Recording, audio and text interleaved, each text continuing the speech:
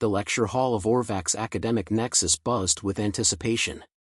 Students of various alien species filled the grand, amphitheater-like space, their bioluminescent skin, tentacles, and metallic appendages reflecting the soft blue glow of the overhead lights. At the center of it all stood Professor Zeller Vroth, a Zevran scholar known for his unyielding intellect and sharp disdain for baseless conjectures. His tentacles gestured in rhythm as his voice echoed across the hall. "Humans," he began, the word dripping with skepticism. "A fascinating myth, no doubt. A species said to have been both primitive and strangely advanced.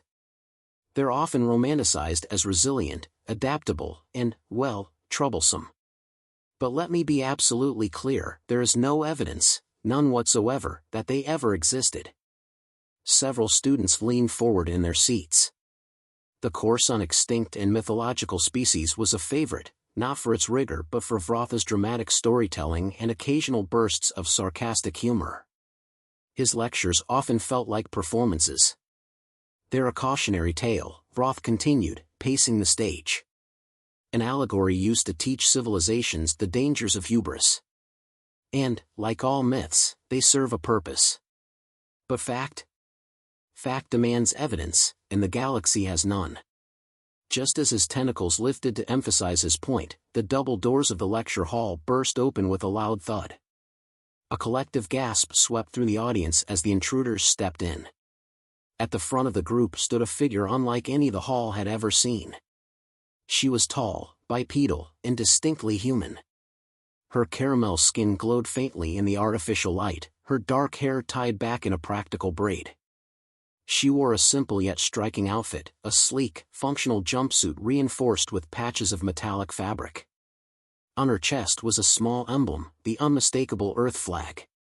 The woman strode forward with an air of confidence, her boots clicking against the polished floor. Behind her, 3 others followed, equally human, equally impossible. "Apologies for interrupting, Professor," the woman said, her voice clear and steady. "But I thought it was time we corrected a few inaccuracies about your so-called mythological species." For the first time in his career, Professor Vroth was struck silent. His tentacles froze mid-motion as he stared at the intruders. His telepathic receptors scanned them instinctively. Their neural patterns were undeniably complex. Too human-like to be fabricated.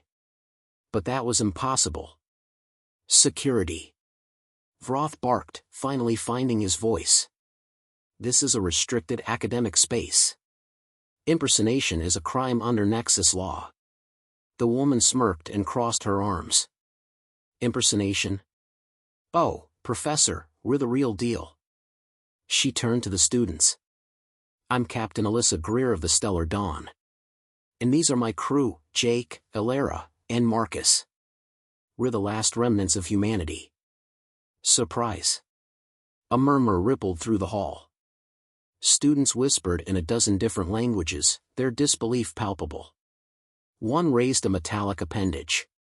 "But humans are extinct," he said, his voice a series of clicks translated by the room's universal auditory system. "Not quite," Greer replied, leaning casually against Vroth's podium. "Extinction's a bit of a strong word, don't you think? We prefer resiliently misplaced." "This is absurd," Vroth interjected, regaining some of his composure. He turned to the students. "This is clearly a publicity stunt. Some opportunists hoping to exploit ancient myths for attention." Greer raised an eyebrow. "A stunt? That's rich, coming from someone who makes a living talking about us. What's the matter, Professor? Afraid your theories might need a rewrite?" A wave of laughter swept through the hall. Vroth's tentacles twitched with irritation. "If you're truly human," he said, his voice dripping with skepticism, "then prove it." Jake, a tall and wiry man with a mischievous grin, stepped forward. "Gladly." He pulled out a small, battered device, a portable hologram projector. With a flick of his wrist, it activated, displaying a rotating image of Earth as seen from space. "Recognize this?" Jake asked, his tone almost mocking. "Our home. Before it was, well, you know. Reduced to space dust." The room fell silent. The hologram was detailed, vivid, and unmistakable. It matched the ancient records, long considered fabrications. Even Vroth couldn't deny the accuracy. "That proves nothing," he said, though his voice had lost some of its edge. "Anyone could replicate such an image." "Fine," Greer said. She reached into her bag and retrieved an artifact, a small, weathered book with Shakespeare embossed on the cover. "How about this? One of the last surviving copies of Earth literature." The room erupted into murmurs again. Vroth's eyes, glossy orbs that glinted in the light, narrowed as he examined the book. Its age was evident. Its authenticity, troubling. "Still not enough for you?" Greer pressed. "All right. Elara, show him." Elara, a petite woman with sharp eyes, stepped forward and held up a data chip.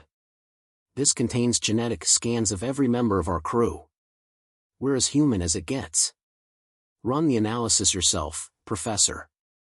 The students leaned forward, captivated. Vroth hesitated, then gestured for the chip. Elara handed it over, her expression calm but challenging. Vroth inserted the chip into his desk console. The analysis began, the results projected for all to see. The words Homo sapiens, verified, blinked in bright green letters. The hall erupted into chaos. Students shouted questions, theories, and exclamations. Vroth stared at the screen, his tentacles trembling. His entire career had been built on debunking myths, and now one stood before him, very much alive. "How?" he began, his voice barely audible. "How is this possible?" Greer stepped closer, her expression softening slightly. "It's a long story, Professor. One that involves survival, sacrifice, and a lot of luck. But before we get into that, maybe you should reconsider calling us a myth." The lecture hall quieted as everyone turned to Vroth, waiting for his response. He looked at Greer, then at the hologram of Earth still spinning in the air. "This," he said finally, his voice strained, "changes everything." Greer smiled. "You're welcome." As the students erupted into excited chatter, Greer reached into her bag one last time and pulled out a small, folded Earth flag. She placed it gently on Vroth's desk. "We're not here to fight, Professor," she said. "We're here to tell our story. The truth deserves to be heard." Vroth stared at the flag, his mind racing. For the first time, he wasn't sure if he wanted to hear the answers. But the questions, they were undeniable. The lecture hall, now buzzing with a frenetic energy, was a battleground of whispers, gasps, and disbelief. The students, representing dozens of species, exchanged wide-eyed glances. The humans, standing tall under the scrutiny, waited for the dust of their revelation to settle. Professor Zeller Vroth, however, was far from settled. "Let's entertain this notion for a moment," he said, his voice tight as he paced the stage, tentacles flicking in agitation.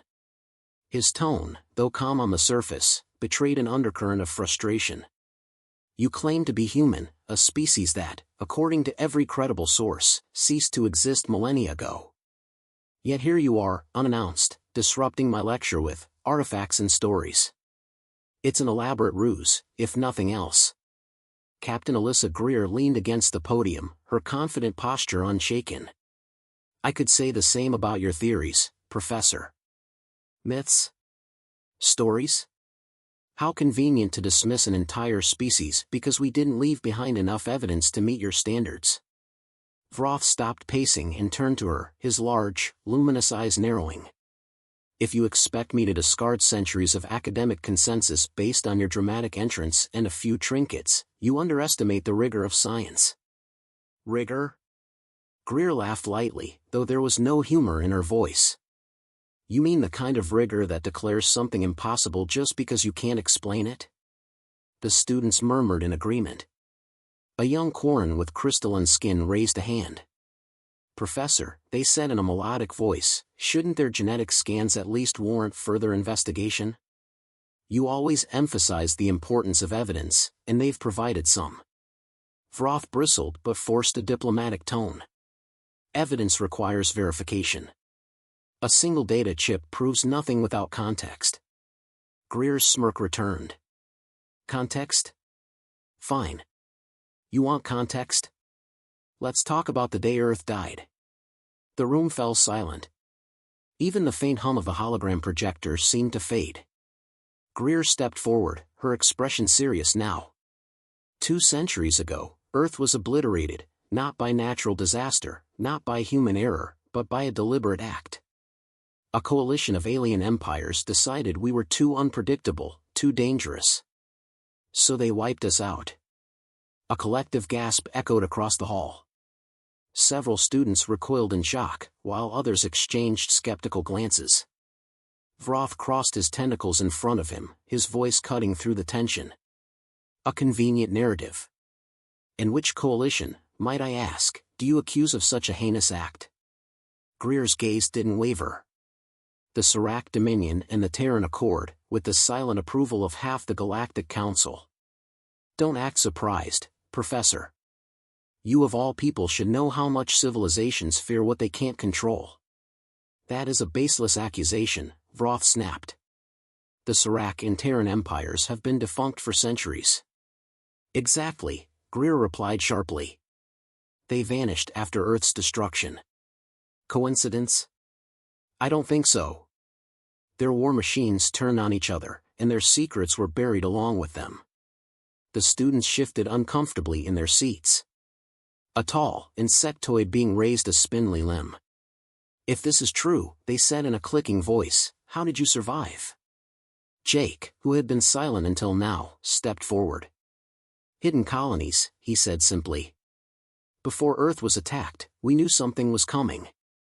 We evacuated as many as we could to off-world outposts, small, hidden, self-sufficient. And no one knew, a student asked, incredulous. How is that possible? It wasn't easy, Ilera, the petite crew member, chimed in. We lived in the shadows, cut off from the galaxy. Survival was all that mattered. It's why you haven't heard of us, until now. Vroth shook his head, his frustration mounting. And why reveal yourselves now, if your secrecy was so critical?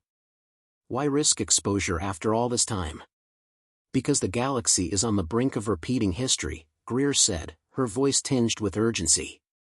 The same fear, the same paranoia that led to Earth's destruction is still out there. We've seen it. And if someone doesn't challenge it, another species will be erased. Vroth's tentacles twitched as he processed her words. The sincerity in her tone was disarming, but the implications were too vast to accept without scrutiny.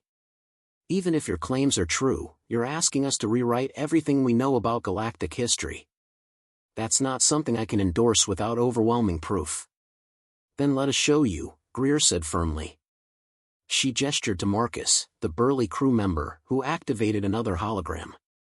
This one displayed a series of encrypted files and visual records, footage of alien warships, destroyed human colonies, and fragments of Earth's final transmissions. The students watched in stunned silence as the images played out.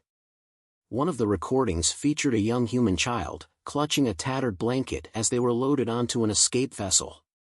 The image froze, the child's wide, frightened eyes staring out at the audience. Do myths leave behind records like these? Greer asked quietly. Vroth's gaze lingered on the image, his usual arrogance replaced by a rare moment of introspection. If this is real, he said slowly, then the implications are staggering. Exactly, Greer replied. And that's why we're here. Not to disrupt your lecture, but to ensure the truth isn't buried under centuries of lies. Vroth turned to the students, who were still processing what they had seen. Their expressions ranged from shock to curiosity to skepticism. Knowledge must be approached with caution, he said, though his voice lacked its usual conviction. Extraordinary claims require extraordinary evidence. And we're prepared to provide it, Greer said. But only if you're willing to listen. The room was silent for several long moments. Finally, a young student with iridescent skin stood. Professor, they said, if we ignore this, aren't we just repeating the mistakes we accuse humans of making? Isn't it our duty as scholars to seek the truth, no matter how uncomfortable? Vroth regarded the student, his tentacles curling thoughtfully. He looked back at Greer, who stood tall and unyielding. "Very well," he said at last. "You'll have your chance to present your case. But be warned, if I find any inconsistencies, any fabrications, I will expose them. Do I make myself clear?" Greer smiled faintly. "Crystal, Professor." The tension in the room eased slightly as the students began to murmur among themselves again. Vroth, however, remained on edge. For the first time in his career, he was confronting a truth he wasn't sure he wanted to find. As the humans prepared to share more of their story, Vroth couldn't shake the feeling that his world, his carefully constructed reality, was on the verge of unraveling. And for reasons he couldn't quite articulate, that terrified him. The quiet hum of the lecture hall was broken only by the faint clicking of Marcus's hologram projector. It displayed the final moments of Earth's destruction, a tapestry of desperation and resilience etched into the pixels. For a room of beings accustomed to galactic stories, this was unlike anything they'd ever witnessed. And for Professor Vroth, it was an unthinkable revelation. The footage ended abruptly, leaving the air heavy with tension. Captain Alyssa Greer folded her arms and turned to face the professor, who stood motionless at his podium. His tentacles, usually animated, hung still as his mind churned through the implications. "Are you ready to accept the truth now, Professor?" Greer asked. Her tone was sharp but devoid of malice. "Or are you going to keep hiding behind your so-called academic consensus?" Vroth inhaled deeply, a gesture he rarely needed as a Zorvan. His pride was under siege, his reputation teetering on the edge of collapse. Yet, the evidence was undeniable, and the words of his own students echoed in his mind, "Isn't it our duty as scholars to seek the truth?" "This is not about me," he finally said, his voice quieter than usual. "This is about ensuring that what you've shown us, if it is indeed true, is handled responsibly. If humanity survived, then the galaxy must understand what happened to Earth, not through sensationalism but through facts." Greer tilted her head, a faint smirk playing on her lips. "Finally, a step in the right direction. Took you long enough." Before Vroth could respond, the lecture hall doors opened again, this time with a cold efficiency that sent a chill through the room. Two towering figures clad in polished armor stepped inside, their weapons gleaming under the overhead lights. Behind them, a third figure emerged, a Kaltoran official with elongated limbs and an aura of authority. His voice rang out, deep and commanding. "Professor Vroth, you and your guests are in violation of intergalactic academic protocol. The humans must be detained for trespassing on restricted grounds." Gasps rippled through the audience. Vroth straightened, his usual composure returning in an instant. "Detained? On what grounds?" he demanded, his tentacles curling defensively. The Kaltoran official stepped forward, his expression impassive. "The presence of humans, if they are indeed human, poses a significant risk. Their species is classified as extinct under Galactic Codex 214. Any claim to the contrary requires immediate investigation and containment." Greer stepped in front of her crew, her stance defiant. "Containment? For what? Telling the truth? You're not afraid of us, you're afraid of what we represent." The Kaltoran's gaze fixed on her. "Your survival contradicts centuries of established records. It will destabilize historical consensus and potentially reignite conflicts buried for generations." "Destabilize?" Greer shot back. "Or expose lies you've been telling for centuries? We're not the threat, you are." The room erupted into a cacophony of murmurs and whispers. Several students stood in protest, their voices raised in defense of the humans. "This is an academic institution," one shouted. "We seek knowledge, not suppression." The Kaltoran official ignored the outcry and gestured to his guards. "Remove them. Now." One of the armored figures stepped toward Greer, but before he could lay a hand on her, Vroth's voice rang out, sharp and commanding. "Stand down." The hall fell silent as all eyes turned to the professor. His tentacles unfurled, his stature imposing despite his otherwise non-combative demeanor. "These individuals are my guests," he continued. Their presence, while unorthodox, has brought forth evidence that demands scrutiny, not dismissal. If you remove them, you undermine the very principles of this institution. The Kaltoran official narrowed his eyes. You overstep your authority, Professor. And you overstep yours, Vroth replied, his tone steely. This is not a military tribunal. It is an academic forum. If you wish to challenge their claims, you are welcome to do so, through debate, not force. Greer raised an eyebrow, clearly surprised by the unexpected defense. Didn't think you had it in you, Professor, she murmured. Vroth shot her a sidelong glance. Don't mistake this for solidarity. I'm defending the process, not your story. Sure, she replied with a smirk. Whatever you need to tell yourself. The Kaltoran hesitated, clearly weighing his options. The students' unrest had reached a boiling point, and removing the humans by force would only fan the flames of dissent. Finally, with a curt nod, he signaled his guards to stand down. Very well, he said, his tone icy. But this is far from over. We will be monitoring this situation closely. As the officials left the room, the tension lingered like a heavy fog. Greer exhaled, the weight of the confrontation apparent on her face. Well, that was fun, she muttered. Vroth ignored her sarcasm and turned to the students. Class dismissed, he said curtly. Those who wish to remain may do so, but be prepared to engage critically. This is no longer a lecture, it is an inquiry. A significant portion of the class stayed, their curiosity outweighing any concerns about the day's escalating events. Vroth gestured for the humans to approach the podium, his expression unreadable. You've made your point, he said, addressing Greer. But if you want to convince the galaxy, you'll need more than just dramatic stories and relics. You'll need to explain why humanity matters. Greer's smirk softened into something more genuine. Why we matter? Because we're living proof that you can't erase an idea.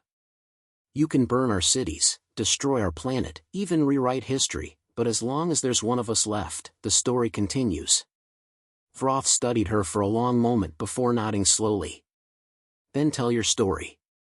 But understand this, it will be scrutinized, dissected, and challenged at every turn. That's all we ask, Greer replied. The truth can handle the weight. As the humans began recounting their journey, how they had survived, adapted, and endured, Vroth listened intently. For the first time in his career, he found himself not as a skeptic, but as a witness to something greater than he could have imagined.